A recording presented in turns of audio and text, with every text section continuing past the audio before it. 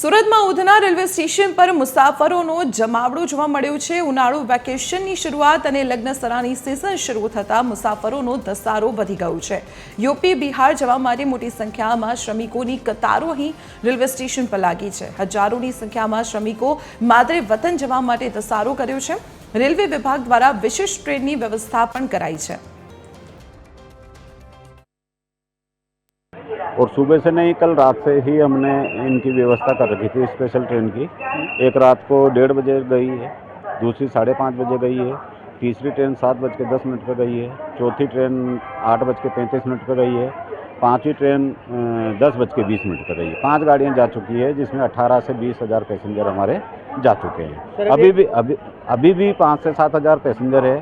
और ये अभी जस्ट आपके सामने देख रहे हैं कि एक हसनपुर की ट्रेन 22 जनरल कोच की गाड़ी हमने लगाई है। इसमें भी कम से कम 4-5 हज़ार पब्लिक चली जाएगी। और इसके बाद में अगर कुछ बचेंगे तो उसके लिए हमने यहाँ से वलसाड़ से जो आ रही है उसमें एडवांस प्लानिंग करके जनरल कोच खाली रखवा के ला रहे हैं। सूरत उधना रेलवे स्टेशन पर बिहार तरफ जता जे यात्रिको छे तेमनी संख्या खूब ज मोटी संख्या में छे अने तेना कारणे आखी व्यवस्था उपर नियंत्रण लावવું पण अत्यारे वहीवटी तंत्र माटे खूब ज मुश्केल बनी रह्युं छे। तमे जोई शको छो ते रीते अत्यारे आ जे तमाम लोको छे ते यूपी बिहार तरफ जनारा छे अने कलाकोथी तेओ अत्यारे रेलवे स्टेशन उपर पहोंच्या छे।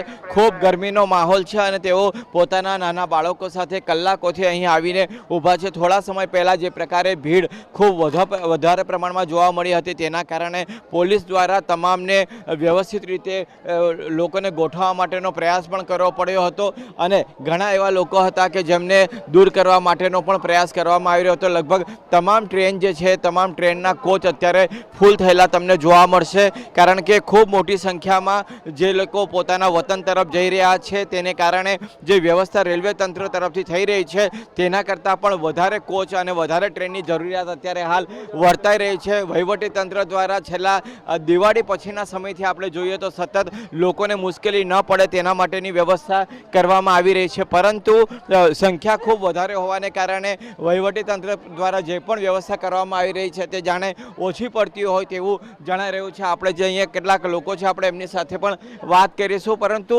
સતત મુસાફરોનો ધસારો હોવાને કારણે આ મુશ્કેલીમાં વધારો થઈ રહ્યો છે। कितने बजे आप यहाँ पे आए थे? कल शाम को 4 बजे। कितने बजे? शाम को 4 बजे कल शाम से आ गए हैं? हाँ 4 बजे। तो अभी तक ट्रेन का इंतजाम हुआ कि नहीं? तो अभी नहीं, इतना भीड़ था तो क्या करे, 3 गाड़ी 4 गाड़ी छूट गया है। 3 गाड़ी छूट गया। हाँ। अच्छा, क्यों जा रहे हो घर, कुछ कारण? तो कारण यह है शादी ब्याह है, गैस भी इतना महंगा मिल रहा है इसीलिए। गैस में महंगा मिल रहा है। हाँ। आप कब आए थे यहाँ पे?